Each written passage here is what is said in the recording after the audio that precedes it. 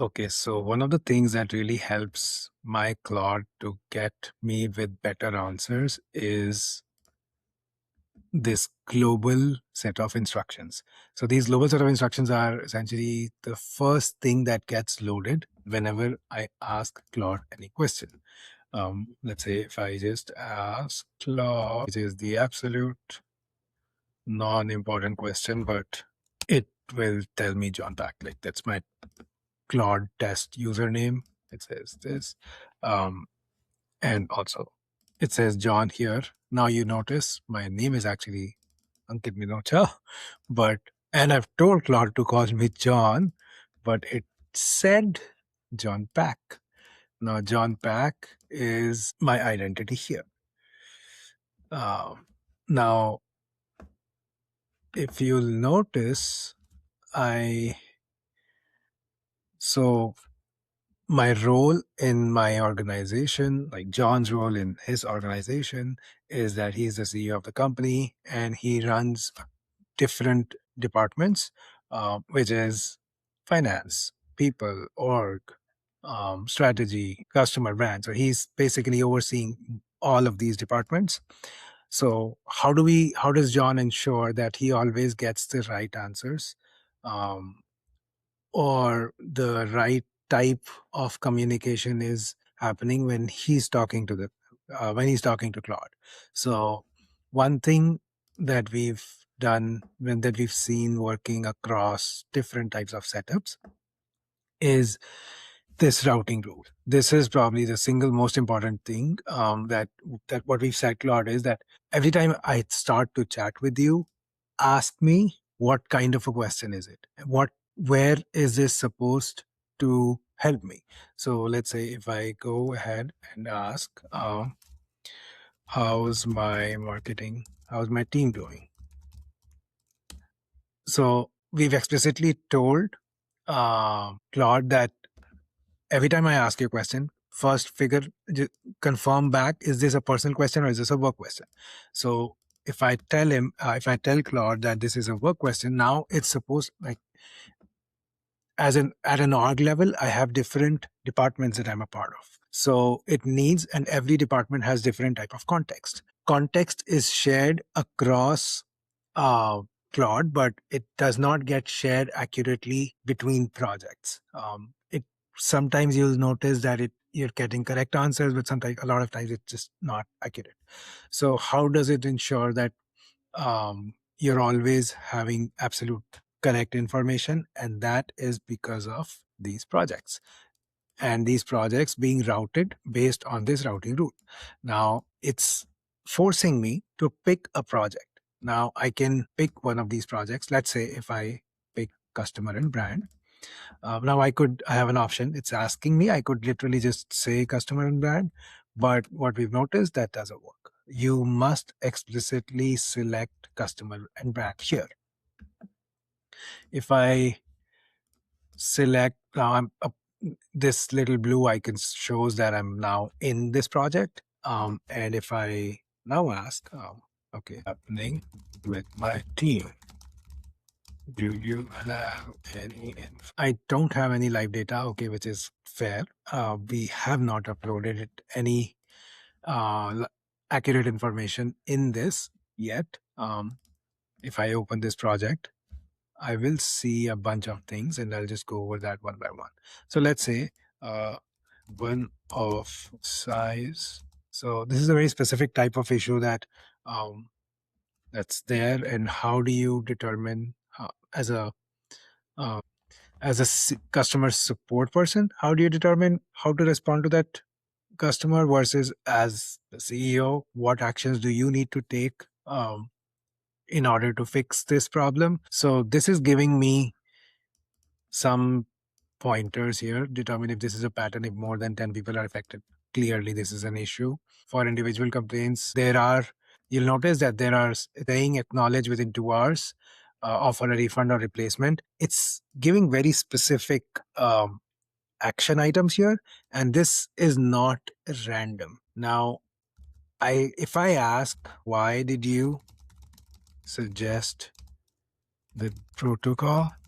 It will give me an answer which holds a lot of value. The playbook says acknowledge within 2 hours for product quality issues. Now, what we've done is in our customer support, customer and brand project, which is this, we have an escalation playbook, which has a set of instructions. Also, have by like if you look at some of the other pointers, it's mentioning Diana Park owns the initial response. Given sizing is the issue, Sarah and David should be in loop if it's occurring. Now, this information is all a part of our team project somewhere. Like we have multiple projects, and the context that I've given that context of team and who's a part of like people in org, most likely in this org chart. Yeah, like it's right here. So this has this information. So there's some shared context across projects. So it knows that who is a part of our team, and it's giving me suggestions on how to respond to those specific problems that are being encountered by the customers. Um, so another thing that we have in project. So we looked at global settings, global level of instructions, which are loaded every time, which is the first thing that gets loaded. There's another level of instructions which are project instructions. If I go to, let's say, this project strategy and board, you'll notice that there is in instructions I've defined explicitly these things, which if I am in a project and I'm chatting, before these files get loaded, these set of instructions are loaded. So if I have to, let's say, if there's a very specific type of thing that needs to be answered in a certain way, I could define that here in this file. Just the way I have, similar to how I defined routing in our global instructions, we could define routing in our project instructions. So let's say if this was a project, uh, in this case, in this scenario specifically, it says that this is in scope for this. These are the only things. These things are not. P&L details are not a part of strategy and board. That's a finance project. So if I ask something about P&L, it should not answer me those questions. Which file answers what? So this is a very important piece of information that we are giving it.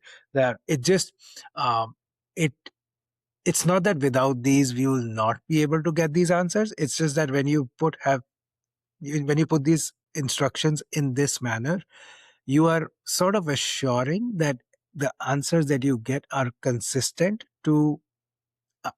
every time you're asking similar type of questions. So there's company context, there's current OKR. So we've defined across our org, there are certain key metrics we've defined.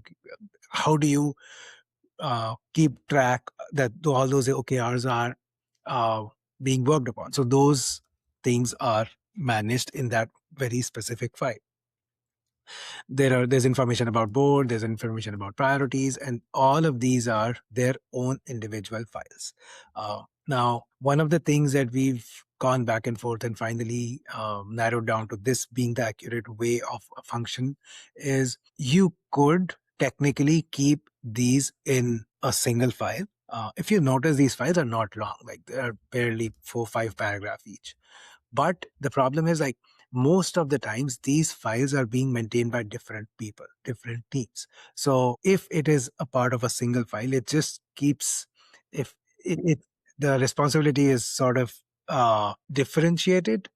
Like it's it can be all over the place, but if you keep those files separate and there are different people maintaining it, so you can on a regular basis you can update these files, and it's important that you put a certain things in this file, for instance last updated, so that it always, so this is like one of those like decision files that you keep across your meetings over months, years. So think of these like those maintained across projects, and which just keeps your context along the way. You could apply the exact same principles to any type of department. Let's say if it's a communications department, and there's someone who's managing your uh, copy across product pages, across emails, across ads. So there can be one project with instructions. Even in instructions folder, you could mention that for any type of product writing, refer to pdp.md. For any type of email writing, you refer to email.md and so on. So the instruction file can enforce that if someone tries to accidentally tries to get, let's say, PDP like copy for an ad, it will just not give. Like those, if those are defined explicitly as rules, Claude won't give that. So this is a good way of sort of organizing your Claude and into different type of projects, having different type of instruction files across at project level and at global level. And one very important thing, always remember to enable in your capabilities, always remember to enable memory, because that's the only way it can remember that context is shared. If memory is off, your projects might not be able to answer things accurately.